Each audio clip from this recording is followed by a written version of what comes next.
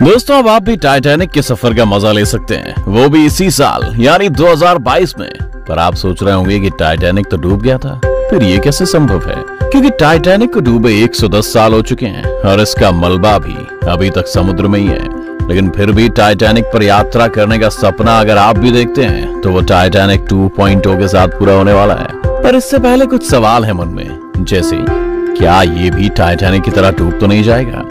क्या इसमें भी उसी की तरह सुविधाएं होंगी जो टाइटैनिक में थी? इसमें कौन से नए फीचर्स जोड़े जा रहे हैं? और भी तरह तरह के सवाल अगर आपके मन में भी टाइटैनिक 2.0 को लेकर चल रहे हैं तो इस वीडियो को अंत तक जरूर देखिएगा।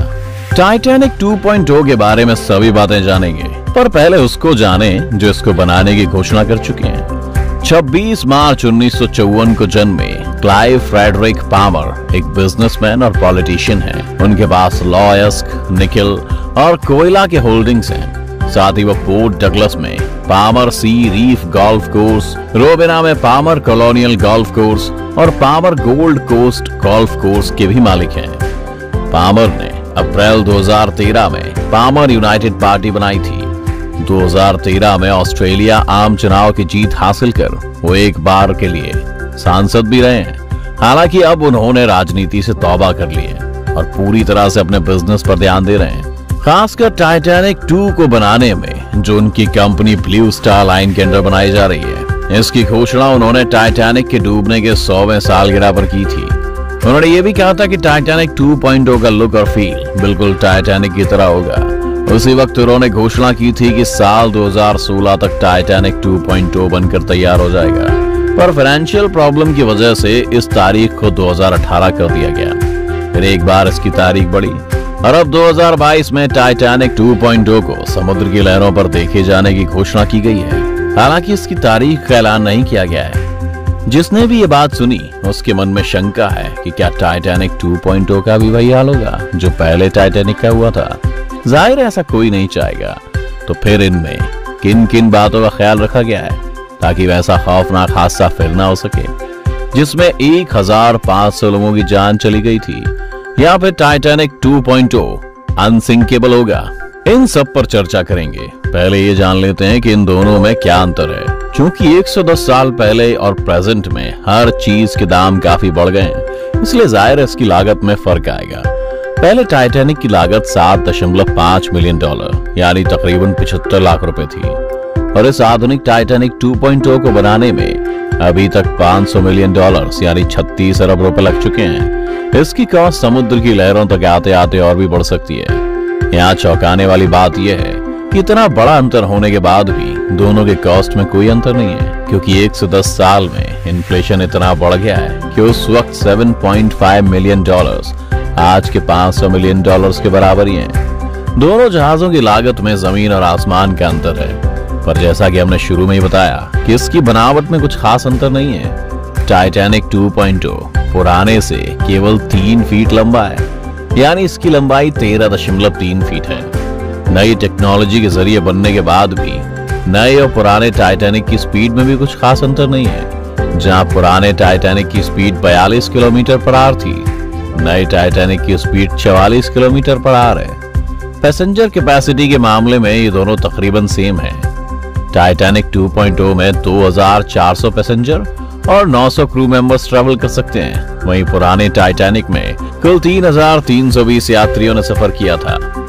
टाइटैनिक 2.0 में पुराने टाइटैनिक वाली फीलिंग लाने के लिए इंटीरियर्स को सेम बनाया गया है, यानी पुराने टाइटैनिक की तरह इसमें भी टर्किश बाथ, एक swimming pool, 2 saloon, 2 library, 4 restaurants, 3 galleries, gym, squash court, elevators और स्पाइरल सीढ़ियां होंगी। पर नए जमाने के हिसाब से इसके इंटीरियर में थोड़ा बदलाव किया गया है। मनोरंजन के लिए इसमें एक थिएटर और कैसीनो भी बनाया जा रहा है। इतना ही नहीं, इसके वजन में भी थोड़ा अंतर रखा गया है। टाइटैनिक 2.0 पुराने टाइटैनिक से तकरीबन 10,000 टन अधिक वजनी होगा।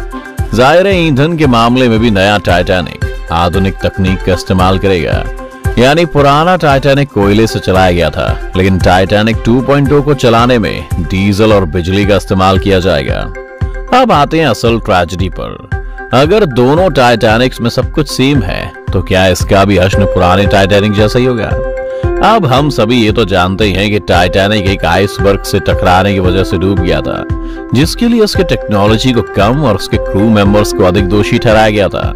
फिर टाइटैनिक 2.0 में पुराने हादसे को देखते हुए कई बातों का ख्याल रखा गया है। इसमें जीपीएस नेविगेशन, सेफ्टी रेगुलेशन और रेडार टेक्नोलॉजी जैसे नए फीचर्स रखे गए हैं। ये नई तकनीक कैप्टन और क्रू मेंबर्स के संपर्क में बनाए रखने में मददगार होगी। इसके अलावा इसमें मोटर से चलने वाले 8 लाइफ बोट होंगे, जो कि 4500 लोगों को बचाने में सक्षम होगा। ऐसे में समझना मुश्किल नहीं है कि टाइटैनिक 2.0 में सवार हर एक यात्री को बचा पाना अब संभव हो सकेगा। वैसे तो पुराने टाइटैनिक में 20 लाइफ बोट थी, पर वो साइज के हिसाब से नए टाइटैनिक से छोटी थी। उसमें महज 1178 लोगों को ही बचाने की क्षमता थी, जिसकी वजह से उस वक्त करीब 2/3 लोग ठंडे पानी में डूबकर मर गए थे। नए टाइटैनिक में एक अलग और खास चीज भी बनाई गई है, वो है सेफ्टी डेस्क, जिसमें मेडिकल इमरजेंसी के वक्त किसी का भी इलाज कर उसकी जान बचाई जा सकेगी। अब जरा रुख करते हैं चीन की ओर। अब मन में सवाल तो जरूर आता होगा कि चीन क्यों? क्योंकि बात तो टाइटैनिक की हो रही है। क्योंकि चीन नकल करने के मामले में दुनिया भर में फेमस है, तो लगे हाथ उसने भी टाइटैनिक बनाने में हाथ डाल दिया। साथ ही उसने टाइटैनिक का एक पूरा थीम पार्क ही बना डाला। ये चीन के सिचुआन क्षेत्र के डेन काउंटी इलाके में है। चीन वाले टाइटैनिक को कीजांग नदी की लहरों में तैराया जाएगा। 882 फीट लंबे और 92 फीट चौड़े इस टाइटैनिक में theatre, swimming pool, banquet hall और ऑब्जर्वेशन डेस्क होगा। इसमें सवारी करने के लिए खर्च अधिक भी नहीं होगा। इसमें एक रात बिताने के लिए आपको महज 2000 युआन यानी तकरीबन 23,500 रुपए खर्च करने होंगे। 2016, 2018 और अब 2022, क्या वाकई इसी साल टाइटैनिक 2.0 पर यात्रा की जा सकती है? कुछ सर्कमस्टेंसेस पर गौर करें तो शायद इस साल भी इस पर ट्रैवल करना संभव होता नहीं दिख रहा है। इसकी सबसे बड़ी वजह यह है कि इतने बड़े प्रोजेक्ट के बारे में ब्लू स्टार कंपनी की ऑफिशियल वेबसाइट पर 2018 से लेकर अब तक किसी तरह की कोई अपडेट दिखाई नहीं देती है। कुछ और वजहों में से एक वजह इस देश के लोग ही हैं। चार्ल्स हास, जो कि यूएस बेस्ड टाइटैनिक सोसाइटी के प्रेसिडेंट हैं, उनका इस बारे में कुछ और ही कहना है। उन्होंने टाइटैनिक हादसे को ह्यूमन टच देते हुए पामर पर सवाल उठाया है कि किसी भी हादसे को सिर्फ याद किया जाता है, ना कि उसे रिक्रिएट किया जाता है। साथ ही कई लोगों का यह भी कहना है कि पाल्मर टाइटैनिक जैसे भीषण हादसे में मरने वालों का मजाक उड़ा रहे हैं। अब चौंकने का वक्त आ गया है। क्या आपको पता है कि टाइटैनिक आइसबर्ग से टकराने से नहीं डूबा था? ये जहाज में हुए भयानक विस्फोटों की वजह से टूटा था। ये हम नहीं कह रहे हैं, इसके कई दावे किए गए हैं। पहला, ब्राइट साइड की रिपोर्ट के मुताबिक जहाज में सवार और हादसे में जिंदा बचे बैगनेक ब्यूरेट का वो बयान जिसमें विस्फोट की बात कही गई थी। दूसरा, मेजर आर्थर जी फ्यूजन, जो कि टाइटैनिक के यात्री थे और वो भी जिंदा बच गए थे। उनका भी ये दावा था कि उस रात में उन्होंने एक विस्फोट सुना था, जिसके बाद जहाज डूब गया। तीसरा, जॉर्ज फ्रेडरिक क्रो, जो कि टाइटैनिक में लाइफ बोट डिपार्टमेंट के मैनेजर थे। जान बचने के कई साल बाद एक इंटरव्यू के दौरान उन्होंने विस्फोट वाली बात कही थी, पर 30 साल टाइटैनिक पर शोध कर चुके जर्नलिस्ट सैनल मनोली ने अपने निष्कर्ष में बताया कि टाइटैनिक के डूबने के पीछे तीनों ही वजह थी: आग, आइसबर्ग और जहाज के स्टाफ की लापरवाही। तो दोस्तों, क्या आप भी टाइटैनिक 2.0 की सवारी करना चाहते हैं? और इसे लेकर आप क्या सोचते हैं? हमें कमेंट करके जरूर बताएं।